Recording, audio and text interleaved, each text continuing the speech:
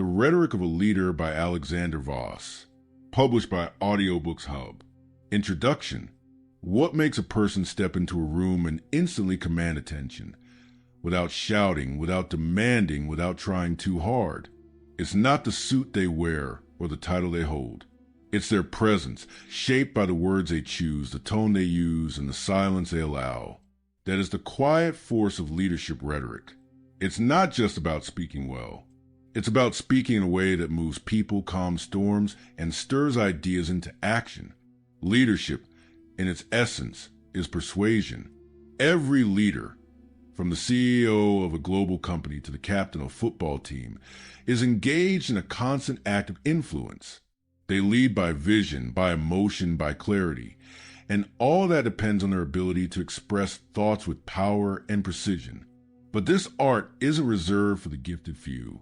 The truth is, great rhetoric can be learned. And that's exactly what this book is about.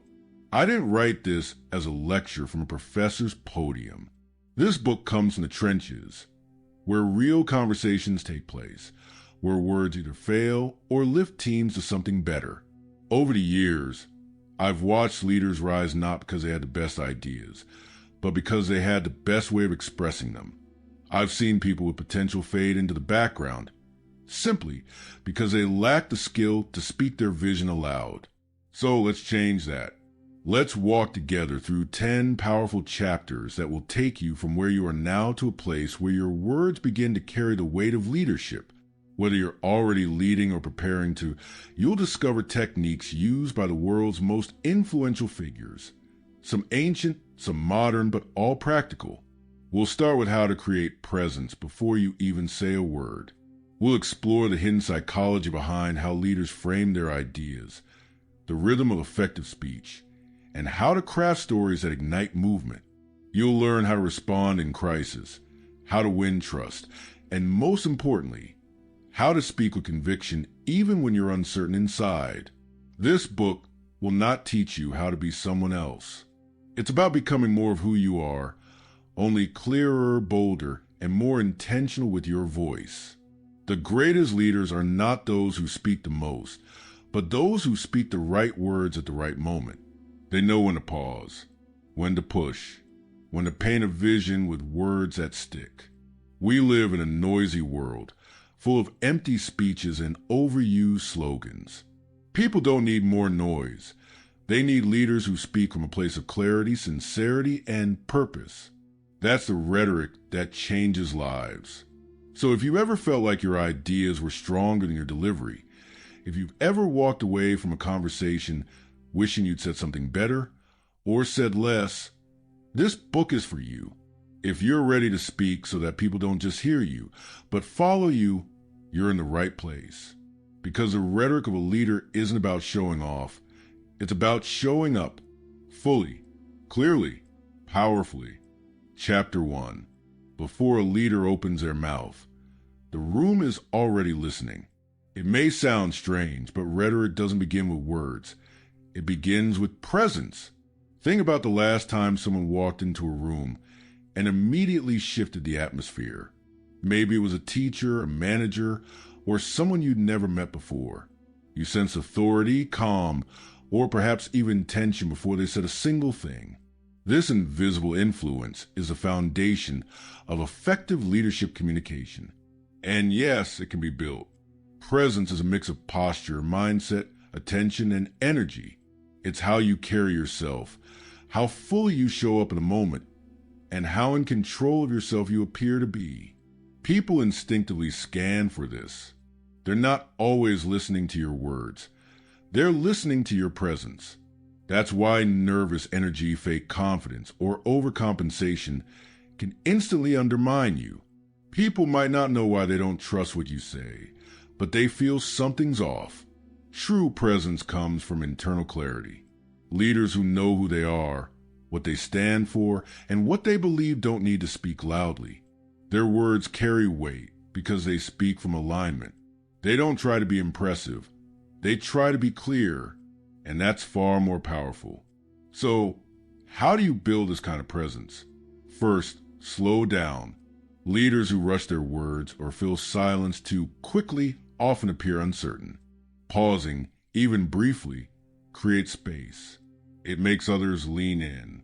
Don't be afraid of silence. Some of the most powerful moments in speeches and conversations come right after a thoughtful pause. Second, own the space you're in. That doesn't mean being dominant or taking up physical space aggressively. It means being comfortable in your own body, grounded and aware. Stand or sit with intention. Avoid fidgeting. Let your gestures support your words, not distract from them. People notice these subtle cues more than you realize. Third, listen before you speak. A leader who listens first always speaks more effectively. Why? Because they're tuned in. Their words respond, not react. They address what matters, not just what's rehearsed. Listening also shows respect, and respect earns attention. There's a story about a young senator who met Abraham Lincoln during a time of political chaos. The senator was eager to impress, so he spoke passionately about what he believed needed to happen in the country. Lincoln listened quietly. Then he asked one or two simple questions that reframed the entire conversation. The young man later said he never felt so completely seen and completely disarmed by someone's words. That was Lincoln's rhetorical power. Not through eloquent speeches alone, but through listening deeply and speaking wisely. Leaders speak less and mean more. Now let's talk about tone.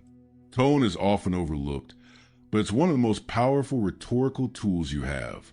The same words inspire or offend depending on how they're said. A leader's tone should carry calm authority. Even when expressing strong opinions, there should be a steady rhythm behind the voice. Anger may win a moment. Calm wins trust. A great example of this is Nelson Mandela. After 27 years in prison, he spoke not with vengeance, but with hope and reconciliation. His voice was measured, deliberate, and strong. It's what helped him lead South Africa through one of the most difficult transitions in history. His presence wasn't just in his ideas. It was in how he expressed them. People don't remember every word you say, but they remember how you made them feel. This is not sentimental. It's neurological. Emotions shape memory. So when your words are tied to a calm, confident, sincere presence, people remember you as someone worth following. Now let's address a common fear. What if I don't feel confident? What if I'm nervous or uncertain? That's okay. Most leaders feel nervous at some point. But presence doesn't require perfection. It requires honesty. It's okay to admit you're uncertain if you do it with sincerity and direction. For example, saying, I don't have all the answers right now, but I'm committed to finding them with you, communicates strength, not weakness. It says you're present and responsible. Trying to fake certainty, on the other hand, almost always backfires. The first level of rhetorical leadership, then, is not about mastering language. It's about mastering attention, your own and others. That means being present, prepared, and aware. You don't have to be the most charismatic person in the room. You just need to be the clearest. And that clarity begins inside. So, before you work on how to speak, work on how to show up. Because if people believe in your presence, they'll believe in your words. And that is where leadership begins. Chapter 2.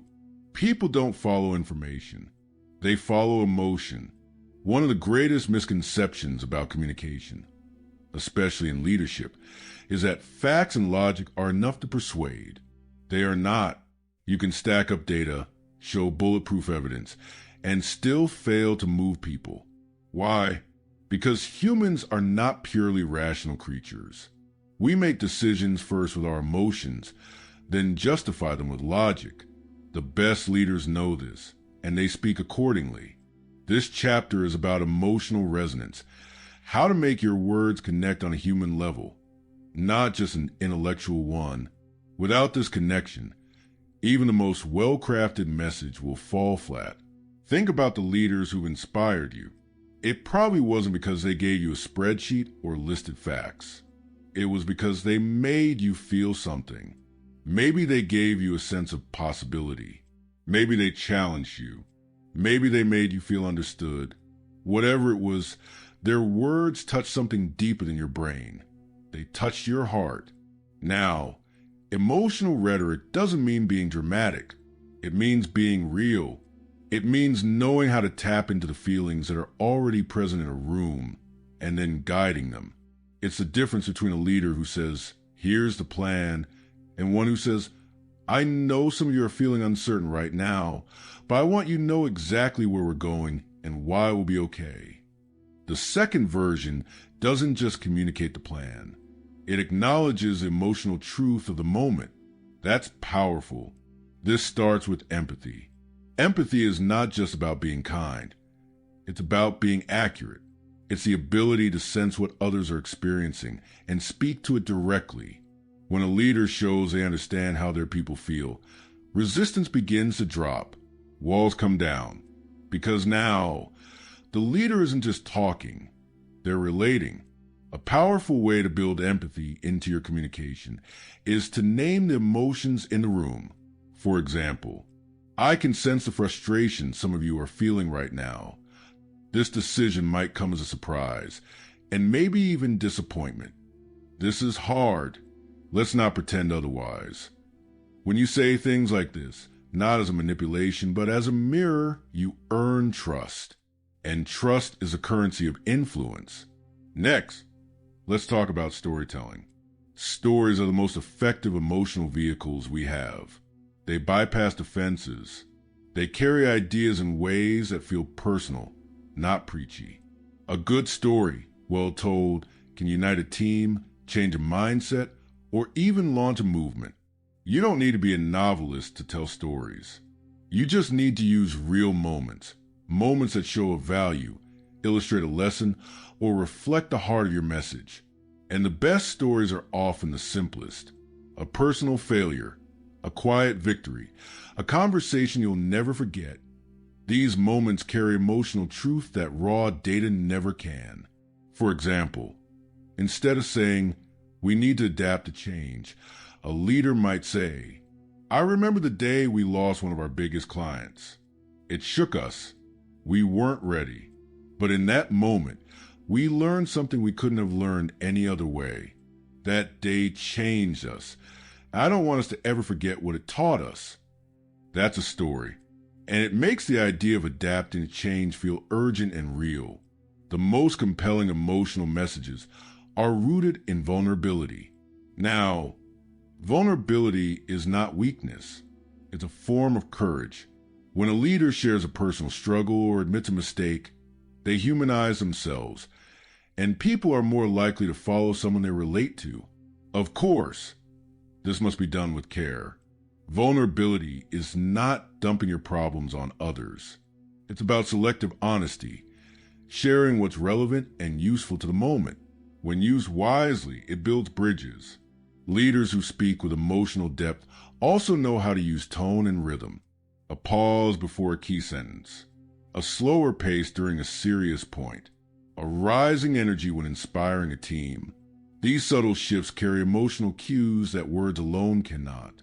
Great leaders learn how to modulate their delivery to match the moment.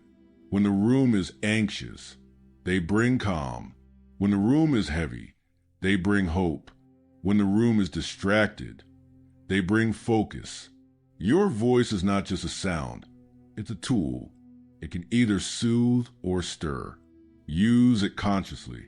And remember, people remember feelings more than facts. That's why, after a meeting, they might forget exactly what you said, but they'll remember whether they left feeling motivated, confused, respected, or dismissed. And those feelings will shape how they act afterward. So the question for any leader preparing to speak is not just, what do I want them to know? It's, what do I want them to feel? Do you want them to feel safe enough to try something new? Do you want them to feel challenged to raise their standard? Do you want them to feel proud of what they've accomplished? Get clear on the emotional goal. Then build your words around it. This is emotional rhetoric, the ability to move people not through manipulation, but through genuine connection. It's the language of great speeches, yes, but it's also the language of quiet hallway conversations, late-night phone calls, and the moments that define trust. Facts inform, emotions transform. Speak to the heart, and the mind will follow. Chapter 3. You can say the right thing in the wrong way and lose everything. That's the power of framing. Framing is how you shape a message so that people don't just hear it. They interpret the way you need them to. It's not about changing the facts. It's about changing the lens. Smart leaders don't just deliver information. They frame it. And great leaders do it in a way that aligns people with purpose, direction, and clarity. Let's break this down. Imagine a leader says, "We're facing serious challenges this quarter."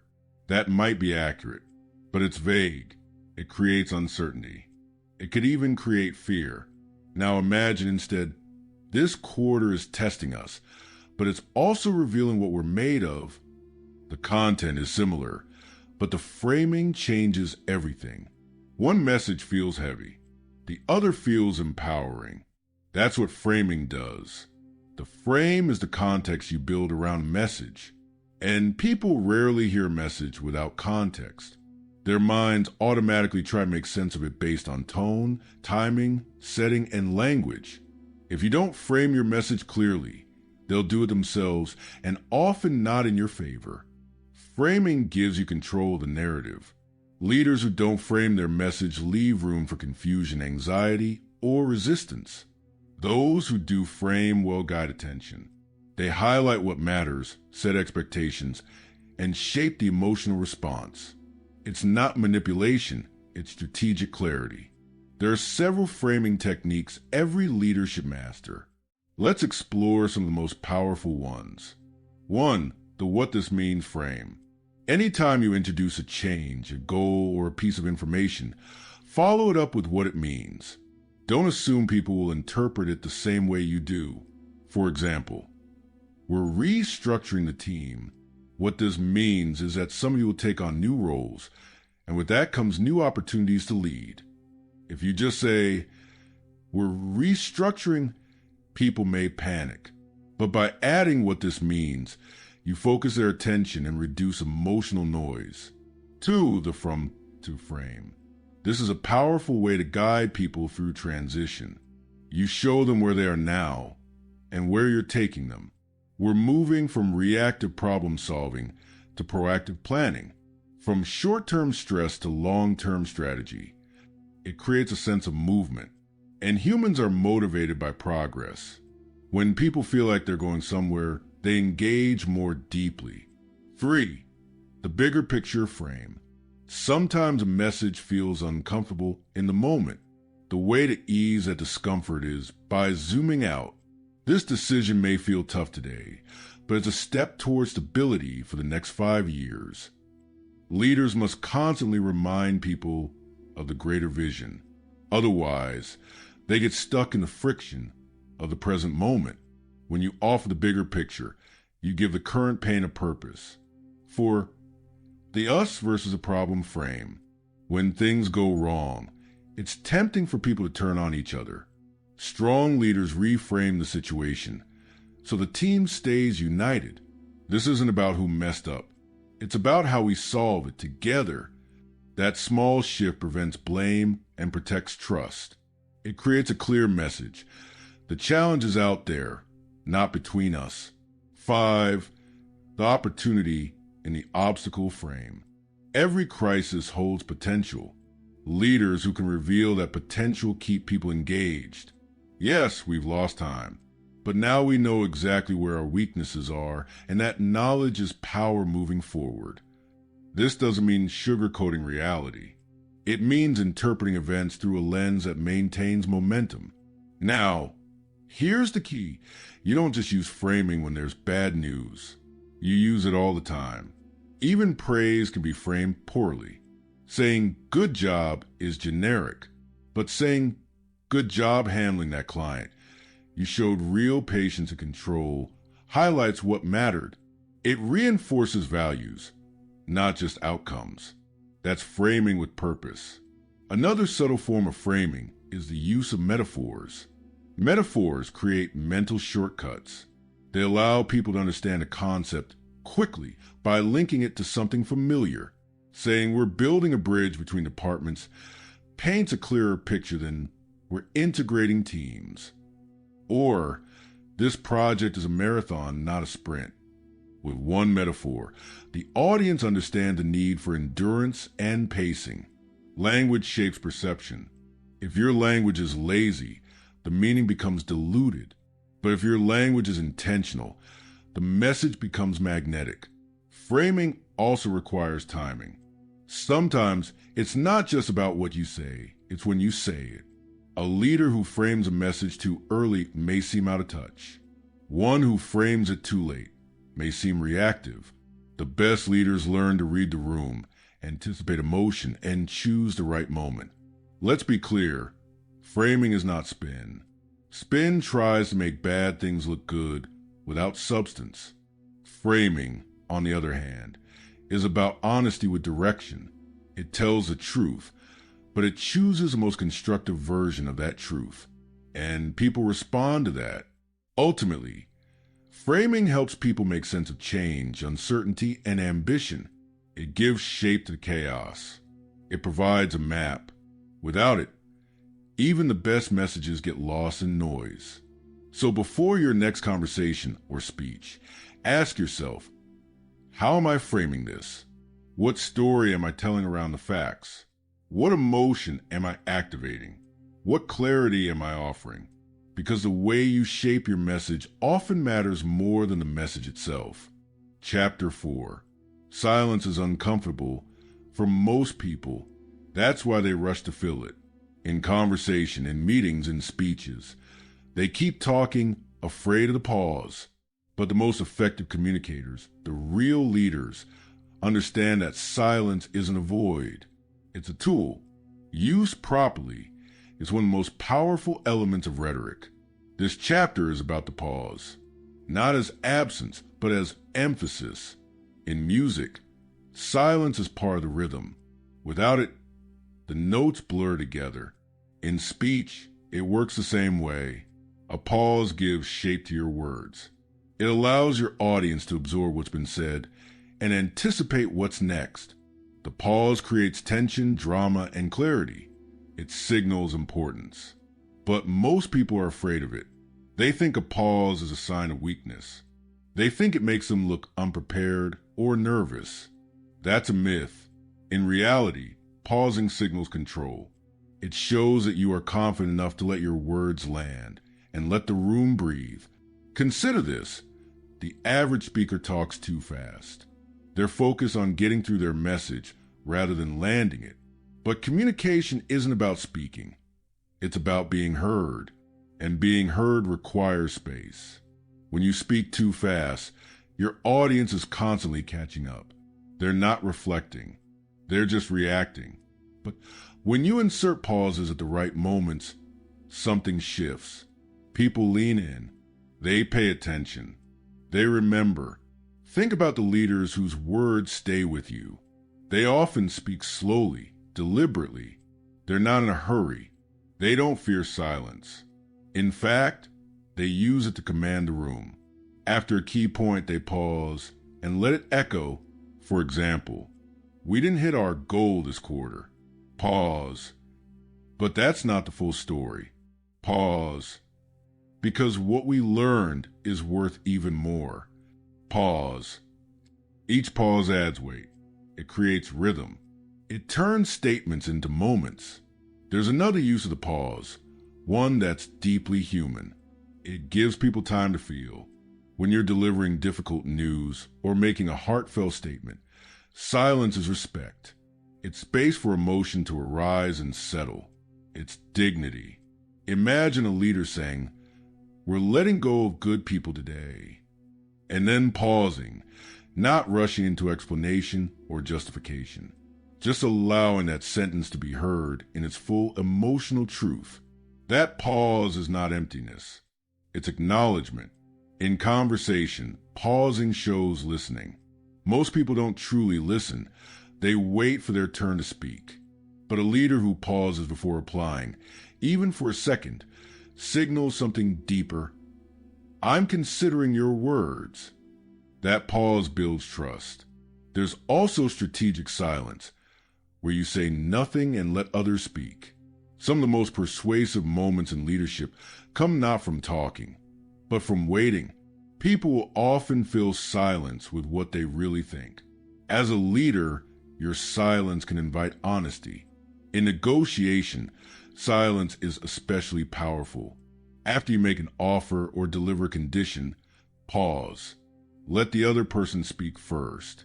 If you fill the silence, you may weaken your position. Silence creates pressure and often leads to truth. Now, let's be clear. Silence must be used with purpose. Too much of it, used awkwardly or without intention, creates discomfort or confusion. It must be balanced with presence. You pause but stay connected. Your body language and eye contact do the speaking when your mouth does not. Effective pausing is a learned skill. It doesn't come naturally to most people, but with practice, it can become one of your signature strengths. Try this exercise. Record yourself delivering a short message, then listen back and insert pauses, one after each major idea. Even a 2-second pause can make a huge difference. It gives your words room to breathe. Then try saying the message aloud again with those pauses included. Feel the difference. You'll notice something. The message feels more powerful, more intentional, and strangely more human. There's another benefit to pausing. It calms you. Many speakers are nervous, so they rush. But when you give yourself permission to pause, you gain control. You slow your heart rate. You anchor yourself. The pause isn't just for the audience. It's for you. And in our fast, loud, attention-splintered world, a leader who speaks calmly, with pauses, cuts through the noise. People are drawn to that energy. It feels stable. It feels trustworthy. So, how do you start using the pause more effectively? Begin by becoming aware of your pace. If you're speaking fast, slow down deliberately. After every important sentence, pause. After a question, pause. Before a key point, pause. Then learn to sit in that pause. Don't fill it with apologies, hedging, or filler words like, and you know. Just breathe. Make eye contact. Let your presence hold the space. Great speakers say less and make it mean more. In leadership, your authority doesn't come from how much you say. It comes from how you say it.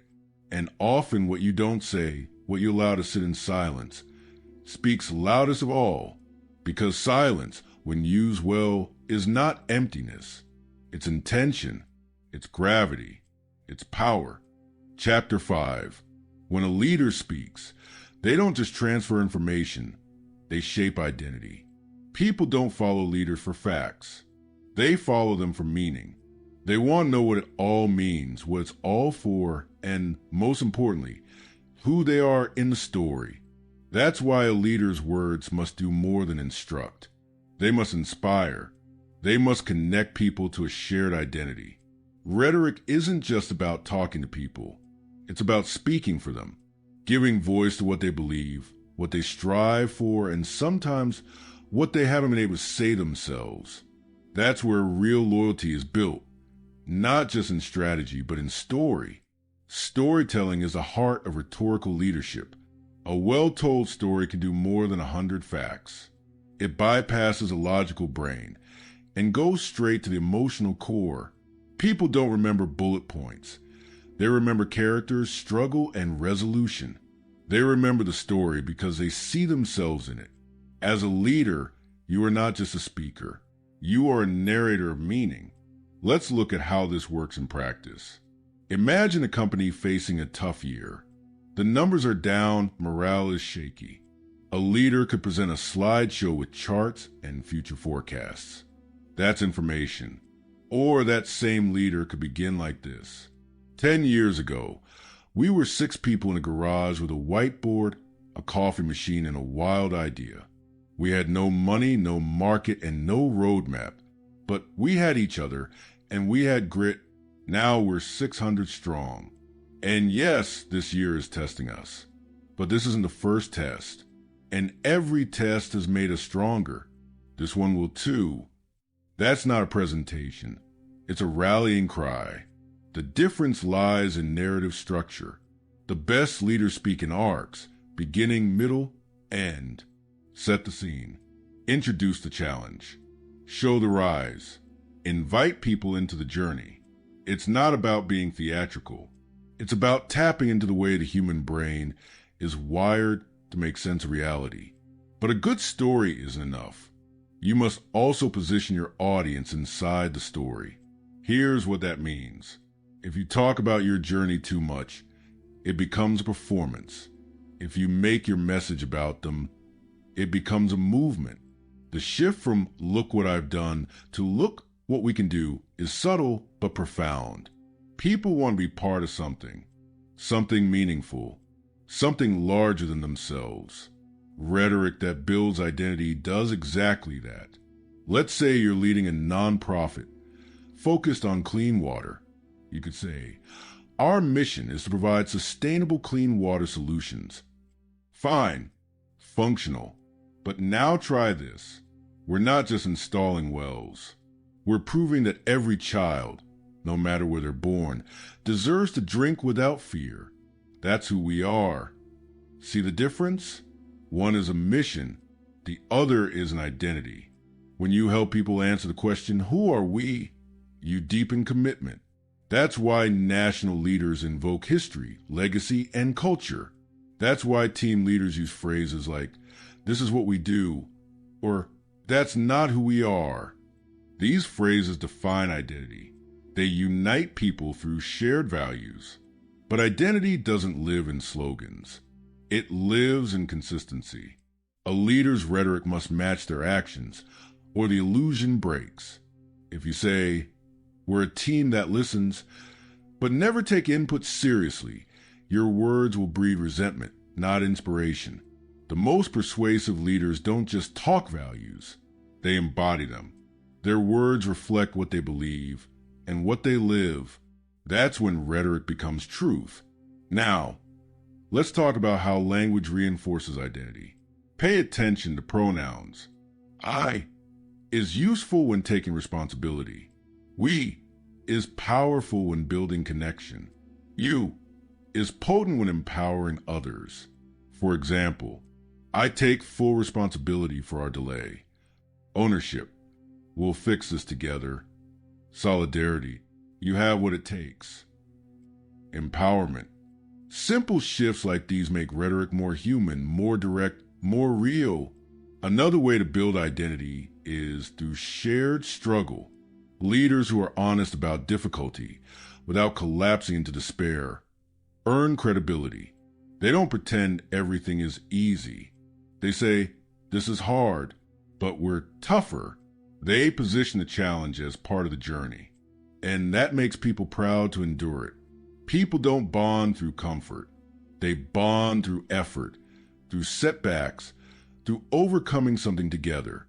So when you speak as a leader, give voice to that experience. Say what others are thinking, but haven't said aloud. Name the tension, and reframe it as progress. There's also symbolic language. Leaders often use symbols to reinforce identity. Flags, colors, slogans, artifacts. But words can be symbolic too. Phrases like "we build bridges, not walls," or "we don't break, we bend" become shorthand for deeper values. They're memorable, repeatable, and over time, they become part of the group's culture. They're not just things a leader said, they're things a team says. Identity is built not just by great speeches, but by repeated phrases that reinforce values. That's how movements are born, through language that captures emotion and gives it shape. But don't confuse identity building with hype. This isn't about empty inspiration. It's about earned language, words backed by real action and shared experience. That's why the most powerful leadership rhetoric often emerges in moments of crisis or change. In those moments, people are looking for more than direction. They're looking for meaning. And when a leader provides that meaning clearly, authentically, and powerfully, they don't just guide people forward. They give them a reason to go. Chapter 6. Every room has an energy, even before a word is spoken, and every leader either shapes that energy or is shaped by it. This is where presence comes in. Rhetoric isn't just about what you say. It's about how you show up. Before the message, before the argument, before the call to action, there is you, your energy, your posture, your tone. Your presence communicates long before your first word does. Some people think rhetoric is just eloquent speech, but leadership communication is more than style. It's substance delivered with weight, and that weight comes largely from presence.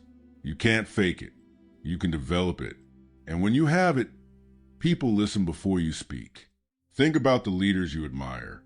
When they walk into a room, something changes. People sit straighter. They pay closer attention. That's not an accident. That's cultivated presence. It's not about charisma, at least not in the showy, dramatic sense. It's about being fully there, grounded, focused, intentional. Let's break it down. Presence begins with attention. Leaders who are mentally scattered lose the room before they begin. Their words may be rehearsed, but their minds are elsewhere, and people can feel it. Real presence is anchored. It's being fully in the moment, fully with the audience. It also involves stillness. This doesn't mean standing frozen like a statue. It means not fidgeting, not rushing, not leaking nervous energy.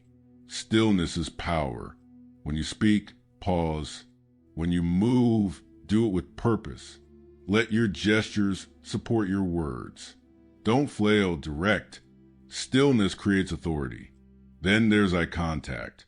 Not scanning, not darting. Real connected eye contact.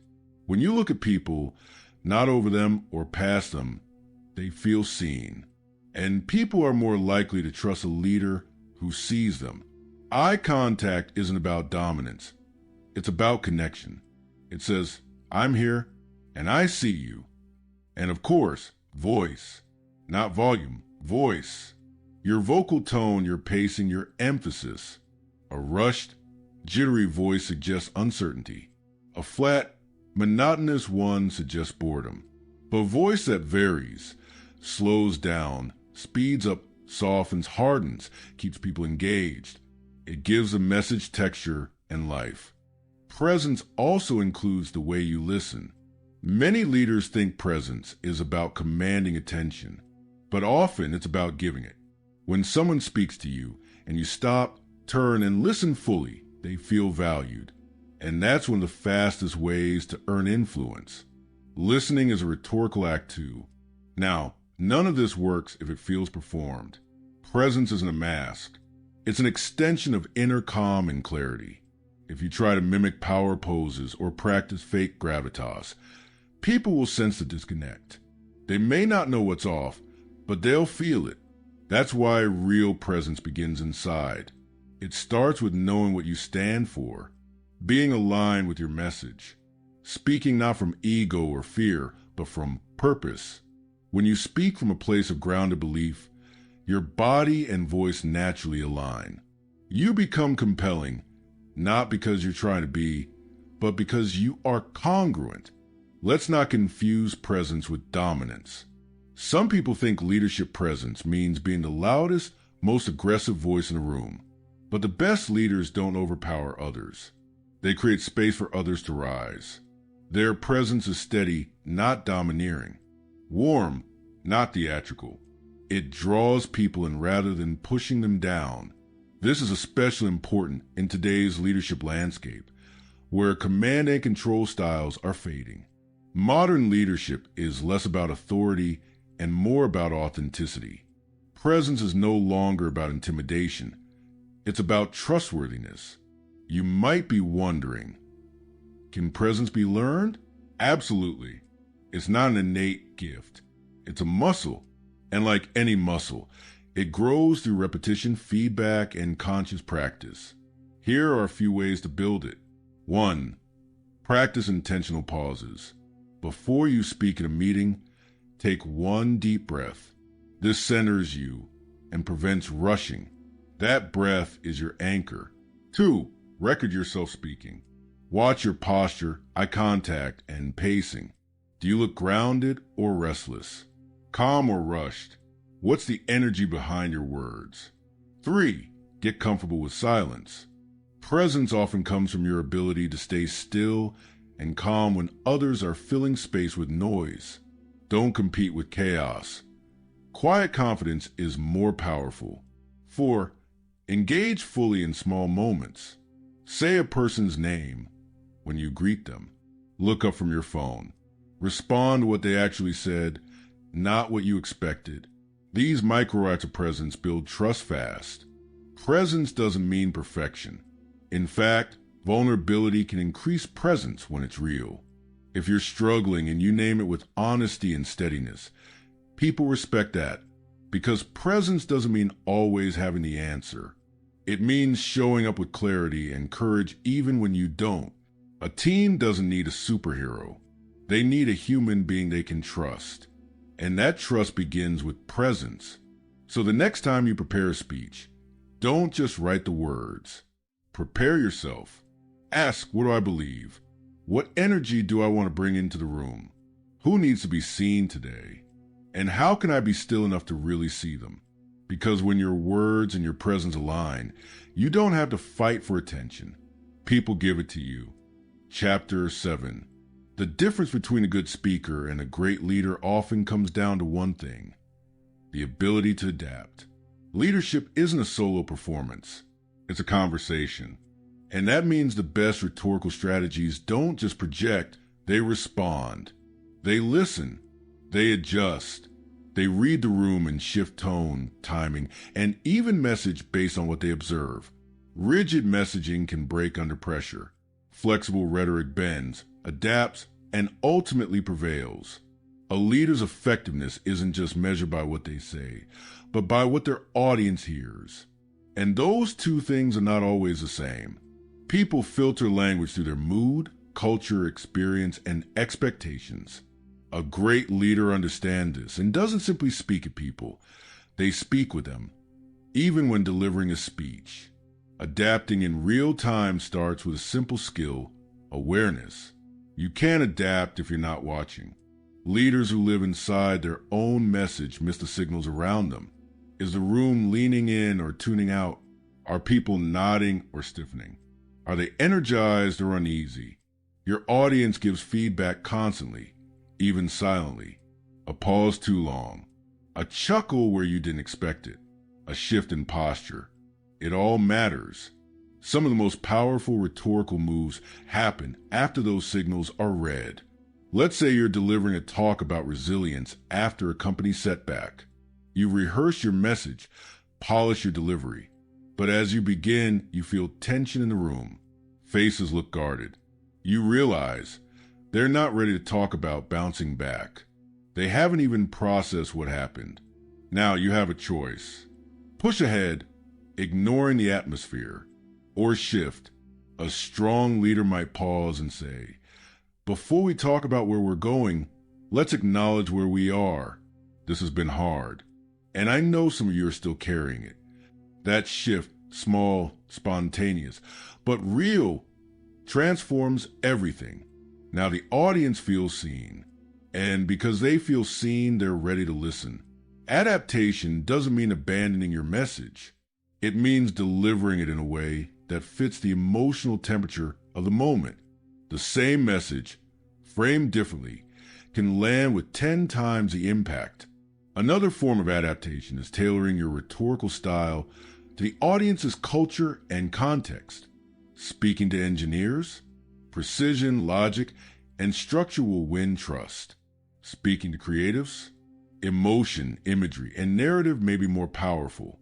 Speaking to a multinational group, simplicity, clarity, and cross-cultural metaphors can bridge gaps. Great leaders understand that different groups have different languages, not just literal languages, but languages of values. What sounds inspiring to one group might sound manipulative to another. What sounds confident to some may come across as arrogant elsewhere. You don't dilute your principles, but you do shape your expression of them. Adaptation also means knowing when to not speak. There are moments when silence is more powerful than speech. When a team is grieving, when a community is angry, when people need to feel rather than be told. In those moments, rhetoric takes the form of presence, not persuasion. A leader who knows when to speak and when to wait earns respect, because people sense the difference between someone who wants to say something and someone who knows something needs to be said. There's also rhetorical adaptation in high-stakes dialogue, negotiation, conflict, tough conversations. These moments require more than a prepared script. They require agility. Imagine you're in negotiation and the mood suddenly shifts, resistance hardens. You could stick to your points, pushing through, or you could pivot, saying, "Let me pause for a moment." It sounds like there's something deeper behind your hesitation. What's really holding us back? That move, acknowledging, redirecting, and inviting, demonstrates mastery, not just of language, but of emotional intelligence. Adaptive rhetoric also requires humility. You must be willing to adjust your approach without seeing it as a sign of weakness. Many insecure leaders cling to their words like lifelines, but confident leaders treat words like tools. They reach for what works in the moment, not what they rehearse in isolation. This flexibility comes from preparation. Ironically, the more prepared you are, the more freely you can adapt. Why? Because you're not clinging to notes. You own the message. When you own the message, you can shift how it's delivered while staying true to its essence. That's why improvisation is not the opposite of preparation. It's the result of it. Think of great jazz musicians. They improvise constantly, but not randomly. They know the structure, so well they can play with it. That's what leaders do when they master rhetoric. They don't memorize speeches. They internalize meaning. Then they adjust the form, tempo, and tone as needed. Adapting also means inviting feedback. Great leaders don't just speak and move on. They listen to the echo. After a meeting, they might ask a trusted advisor, "Did that land? Was I too forceful? Did I miss something?" This openness doesn't make a leader soft. It makes them sharp, because rhetoric isn't one way. It's a loop. Speak, listen, adjust, repeat. Some of the most admired leaders are those who grow visibly over time, not because they change who they are, but because they evolve how they express who they are. Their message becomes clearer. Their tone becomes more grounded. Their metaphors grow more universal. They read their audiences more instinctively. That growth is a sign of rhetorical maturity. In fast-changing environments, politics, business, activism, this adaptive quality is a survival skill. You can't lead from yesterday's script. You have to meet today's moment. But this adaptability must be anchored in something steady. Otherwise, you risk becoming a chameleon, constantly shifting but never grounded. So here's the balance. Be firm in values, flexible in style. The message at your core should remain constant. Your belief in fairness, your commitment to excellence, your drive to build something meaningful. Those don't change, but how you express them should. A rigid message in a changing world fades into irrelevance, but a flexible message rooted in truth, that creates movements. And the leader who delivers it, not with ego, but with awareness and agility, becomes unforgettable. Chapter 8. People don't follow facts. They follow emotion shaped by meaning. This is why the best leaders aren't just skilled speakers.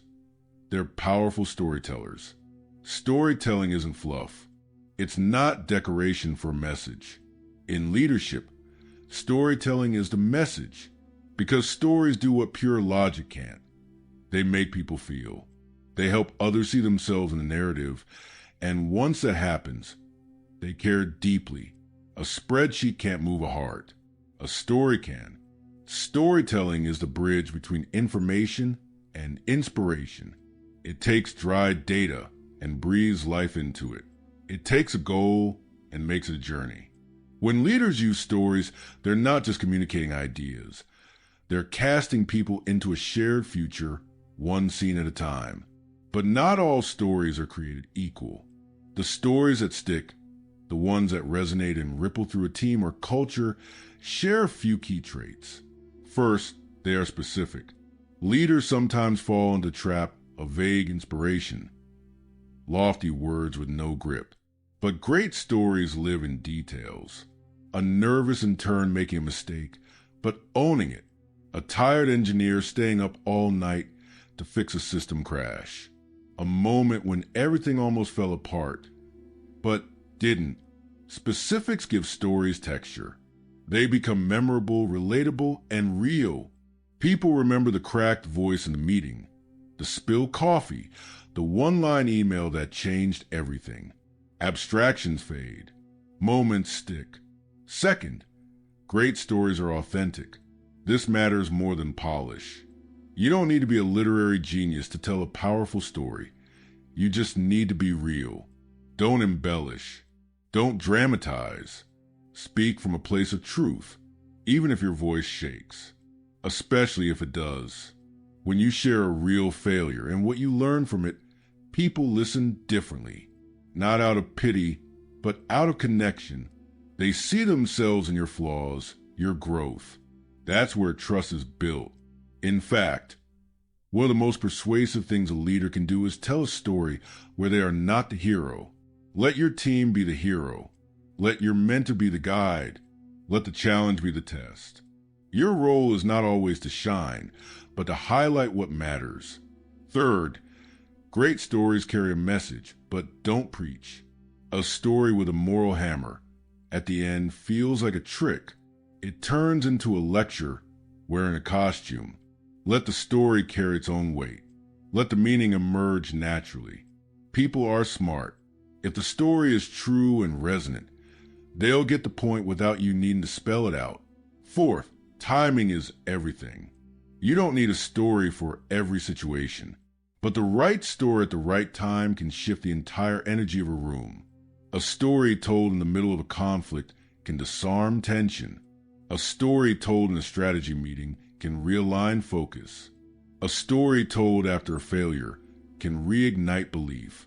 One of the most underused moments for storytelling is in the small moments, those informal conversations, hallway check-ins, one-on-one meetings.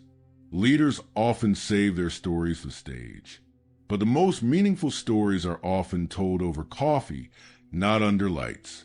Fifth, the structure matters. You don't need to follow some perfect narrative arc, but most compelling stories follow a basic rhythm. There was a situation. Something happened. It got hard. Something shifted. Here's what we learned. This pattern creates movement. It takes the listener on a journey. It builds curiosity and delivers insight. Whether the story is 30 seconds or 3 minutes, this shape helps it land.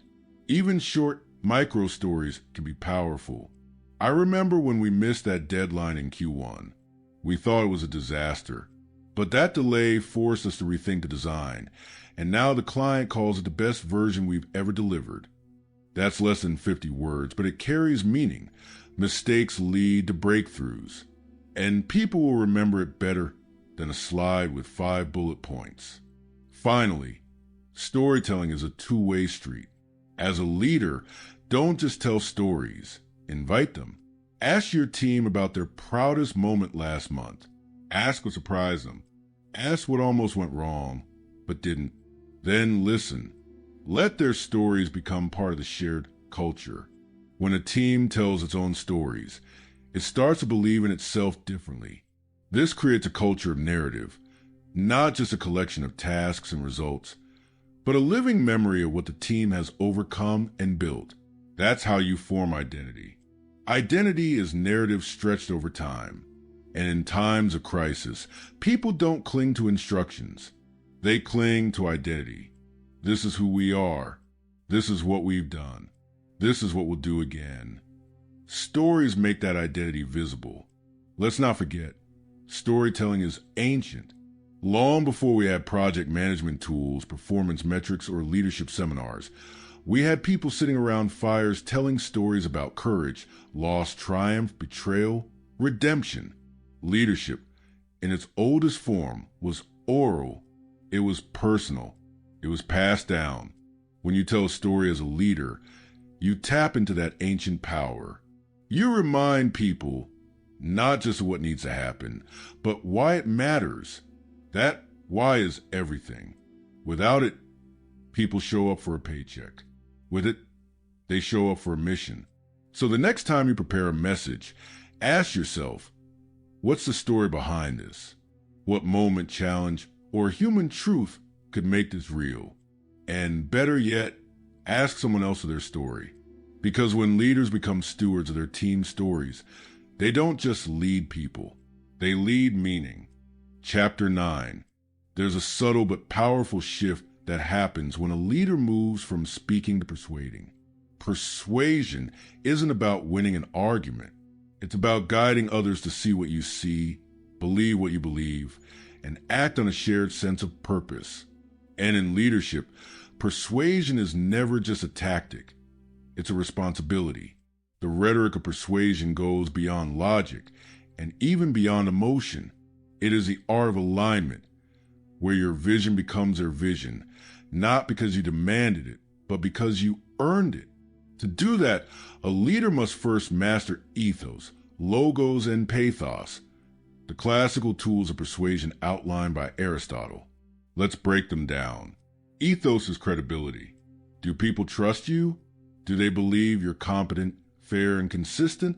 Ethos is built over time, but it's communicated instantly through tone, through posture, through how you treat people when they disagree.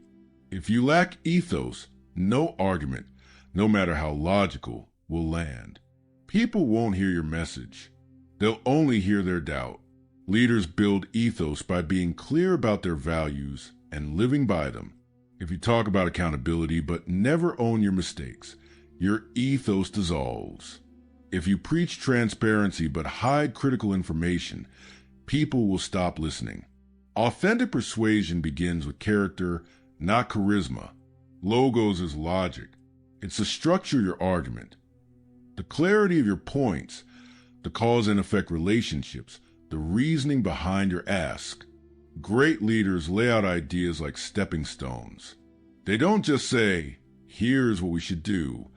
They say, here's why it makes sense, here's the risk of not acting, and here's how we can execute. Clear thinking is persuasive. When people can follow your logic, they're more likely to follow your lead.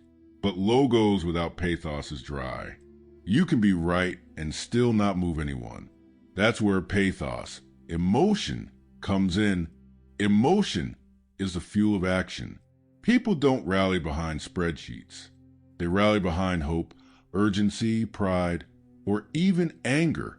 If you want people to change, commit, or take a leap, they need to feel something. Great persuasive leaders combine all three. Ethos gives them the right to speak. Logos gives them a roadmap, and pathos gives them the engine. Here's the catch. Persuasion must never become manipulation. The line between the two can be thin, but the difference is real. Manipulation is when you use rhetoric to serve only your own interest, regardless of the cost to others. Persuasion is when you align people toward a meaningful, shared goal. You can tell you're persuading ethically when you be comfortable explaining your methods after the fact. If your strategy would feel dishonest once revealed, it probably already is. Real persuasion respects autonomy. It doesn't trick people, it invites them. This is why language choice matters deeply in leadership. For example, instead of saying, "You need to trust me," a persuasive leader might say, "Here's why I believe this matters, and here's why I see that you may not yet." Instead of, "There's no other option," say, We've explored several paths, and here's why this one makes the most sense right now. The shift is subtle but profound. You're not pressuring. You're guiding. You're making room for understanding, not just obedience. Sometimes, persuasion is about asking the right question rather than giving the right answer. When people feel stuck or resistant, try asking, what's your biggest hesitation? What would make this idea stronger in your eyes? What are we not seeing yet? These questions disarm defensiveness. They signal, I want to lead, but I want to lead with you. And people are far more likely to follow someone who treats them as thinkers, not just doers. Another key to persuasive leadership is framing. How you frame an issue changes how people perceive it. Is this a threat or a challenge? A crisis or a turning point? A burden or a responsibility? The facts might be the same, but the frame shapes the emotional and psychological response. Example, saying we're behind on our goals creates one mood. Saying we're halfway to a comeback creates another. Both may be true, but one motivates, the other deflates. Framing also means connecting the idea to something people already care about. If you're introducing a change, link it to their values. This initiative isn't just about efficiency. It's about freeing up time so we can focus on what really matters, creativity and impact. Now, the idea has roots in something familiar and meaningful. There's also a persuasive power in contrast. People understand choices better when they see what's at stake. If we do X, we move forward. If we don't, we stay stuck. Framing the contrast doesn't mean threatening. It means clarifying. A persuasive leader also knows how to create momentum. Don't just ask for a massive leap. Start with small yes, small commitments, a little buy-in that grows. I'm not asking you to change everything today, but can we agree to test this idea for 2 weeks and evaluate together? Now you've lowered the barrier to entry, and if that test succeeds, the next step feels natural. Lastly, persuasive rhetoric often involves repetition. Not in a robotic way, but in a rhythmic one. People rarely absorb the full meaning of a message the first time they hear it. Leaders must find fresh ways to say the same core truths, over and over, until the message becomes part of the culture. We build trust through transparency. We win together, or we don't win at all. Every voice matters. These are not slogans. They are anchors. When repeated with sincerity and lived consistently, they persuade not just minds, but hearts. In the end, persuasion in leadership is not about changing others to serve your vision. It's about helping others see that the vision already includes them. And when people feel included, respected, and inspired, they don't just comply, they commit. Chapter 10. Leadership is often imagined as a set of decisions, strategies, or behaviors. But behind every successful decision, every moving strategy, and every consistent behavior lies one thing: communication. And not just communication, the shallow sense of words exchanged, but communication as connection, direction, and influence. That's what rhetoric truly is. Throughout this book, we've traveled to the core dimensions of how leaders speak. Not just to be heard, but be followed. We've seen that leadership is not about having the loudest voice. It's about having a resonant voice, one that reaches people where they are and brings them somewhere new. Rhetoric, at its core, is a responsible use of language to inspire purposeful action. It's not trickery. It's not manipulation. It's the careful, intentional way a leader shapes reality for others. Because let's be honest, words do shape reality. The way you describe a challenge can make it feel overwhelming or achievable. The way you deliver praise can build confidence or breed complacency. The way you express a vision can ignite a fire or leave people in the dark. That's why mastering the rhetoric of a leader isn't optional. It's essential, because in every interaction, you're either building trust or breaking it. You're either creating clarity or sowing confusion. You're either lifting people up or leaving them behind. But here's the good news.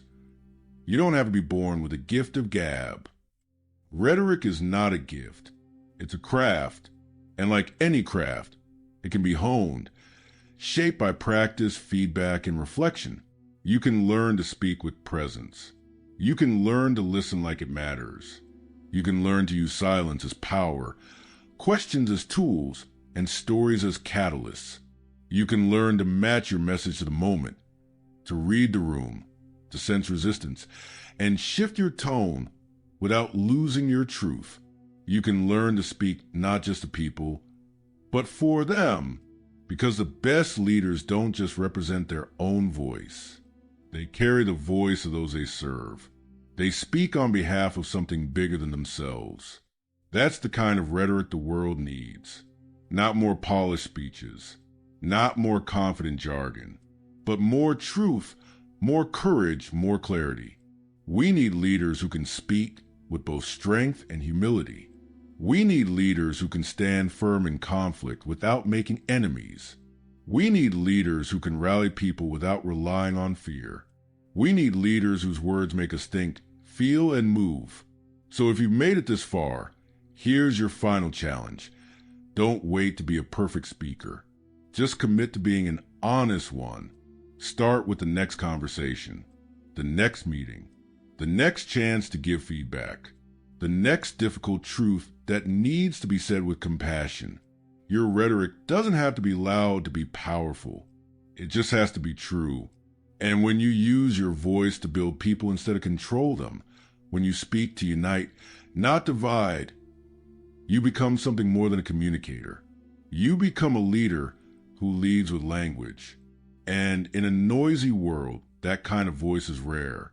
That kind of voice gets remembered. That kind of voice makes change happen. So speak wisely, speak bravely, and speak like someone worth following.